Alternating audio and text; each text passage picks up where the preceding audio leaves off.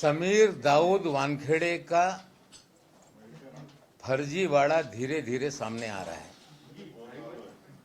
एक आईपीएस अधिकारी जो समीर वानखेड़े के पड़ोसी थे, जिनको लेके कुछ उनकी अनबन हो गई और उनके लड़के को 27A में फंसाने का काम किया गया। जो लड़के की बेल एप्लीकेशन फाइल की गई है उसमें कहा गया है कि कोई भी एनसीबी का अधिकारी घर में नहीं आया, घर से बच्चे को बुलाकर ले गए और फर्जी मामला बनाकर 27A में गिरफ्तार कर लिया गया। जिस लड़के को फंसाया गया उसके पिताजी भी आईपीएस अधिकारी हैं। पड़ोसी से अनबन हो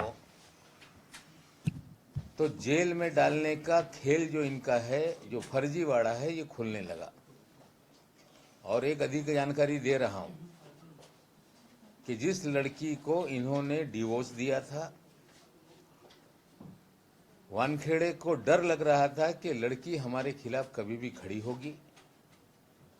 उनके चचाजाद भाई को एक पेडलर के जरिए उसके यहाँ पे ड्रग रखवा दिया और राज्य सरकार की एजेंसी जो है एएनसी, उससे उसे गिरफ्तार करवाने का काम किया है।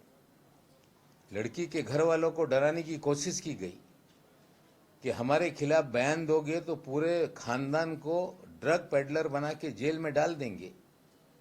लेकिन धीरे धीरे सारा फर्जीवाड़ा इनका सामने आ रहा है। निश्चित रूप से इनके पिताजी ने हमारे खिलाफ मानहानि का दावा 1.25 करोड़ रुपए का डाला है। उसमें इन्होंने मांग की है कि नवाब मलिक को ट्वीट करने से, मीडिया में बात करने से रोका जाए। इंटरिम रिलीफ मांगी है। मेन जो पिटीशन है उस पर सुनवाई बाद में होगी।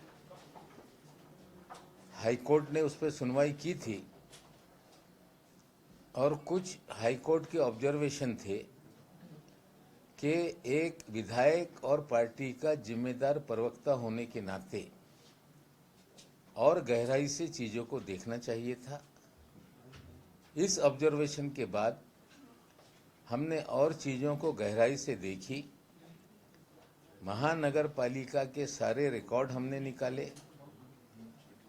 जो इंटरपोलेशन का शब्द आ रहा था उसके भी सारे सबूत हमने जुटाए और हमने इनके स्कूल के दाखले से लेकर लिविंग सर्टिफिकेट तक सारे कागजात हमने उपलब्ध कराए। हाई कोर्ट के माननीय जज साहब के सामने कागज को रखा गया। महाराष्ट्र टाइम्सचं यूट्यूब चॅनल सबस्क्राइब करा आणि लेटेस्ट अपडेट्ससाठी बेल आयकॉनवर क्लिक करा।